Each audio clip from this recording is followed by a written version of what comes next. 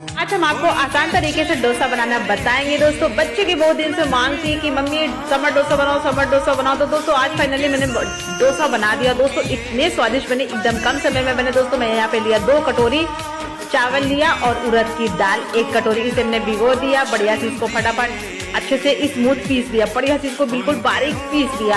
पीसने के बाद हम इसको रख दिए 3-4 घंटे के लिए रेस्ट के लिए। उसके बाद हम यहाँ पे बना दिए चटनी के लिए तैयारी।